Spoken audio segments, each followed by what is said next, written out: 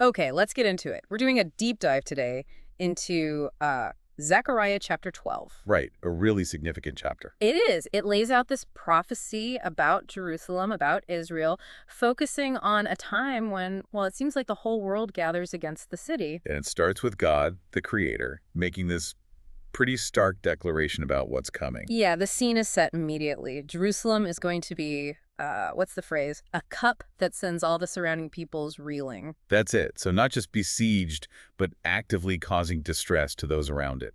And it's not just the city. Judah, the whole region, is facing this siege. So a pretty dire situation to start. Surrounded, vulnerable, causing problems just by being there. Exactly. But then you get that phrase, on that day, things change. Right, that signals a turning point. When the nations actually come against it, Jerusalem doesn't fall apart. No, quite the opposite. God makes Jerusalem an immovable rock for all nations, a complete reversal. An immovable rock, and anyone who tries to, move it. They injure themselves. That's what the text says. So divine protection kicks in, making the city just resistant. And God's involvement isn't just defensive, is it? It's active. It gets quite specific. Oh, yeah. Very specific. Striking every horse with panic, its rider with madness. Imagine that battlefield. Chaos. Pure chaos for the attackers. Their own military power turned against them. Right. And meanwhile, God's keeping this watchful eye over Judah while the attackers' horses are blinded. It's supernatural dismantling, really. And this divine help, it seems to empower Judah too, right? Their leaders have this realization. Uh-huh. They see their strength isn't just them. It's from the Lord. And they become incredibly effective. Like a fire pot in a wood pile, or a flaming torch. Those are powerful images. Very. Consuming the surrounding peoples, it says. But crucially, Jerusalem itself, it stays intact, right there in its place. There's even that interesting detail about God saving Judah's dwellings first. Yeah, so the honor isn't skewed, basically. So Jerusalem and David's house don't get more honor than Judah.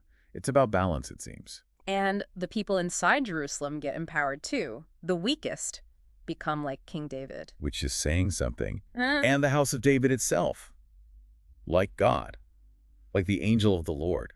It's almost divine power being described there. So the whole picture builds towards this climax. Yes, where God explicitly says, I will set out to destroy all the nations that attack Jerusalem. It sounds like total victory, absolute security. Okay, so victory is achieved, enemies destroyed. You'd expect maybe celebration, relief. You would. But that's where this chapter takes such a profound, maybe unexpected turn. Right after that declaration of destruction. God says he will pour out something different, a spirit of grace and supplication on David's house and Jerusalem's people. Grace and supplication. And what happens then? Well, they look on me, the Lord says, the one they have pierced. The one they pierced. And the reaction isn't triumph, it's mourning. Deep mourning.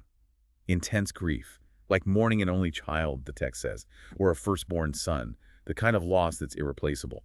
And it's not just a few people, it's huge. Like the weeping of Hadad Rimmon, which apparently was known for, well, massive grief. Exactly. The whole land mourns. Every family, every clan, separately, it lists them, David, Nathan, Levi, Shimei, right down to the individual families, husbands and wives mourning apart. It's personal and pervasive. So let's just trace that arc again.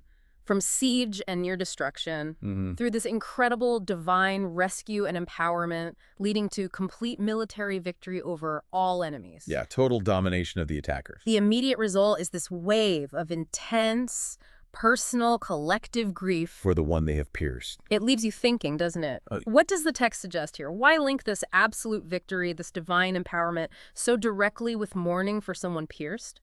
What's the connection meant to be between victory, piercing, and this profound sense of loss? Something to really chew on?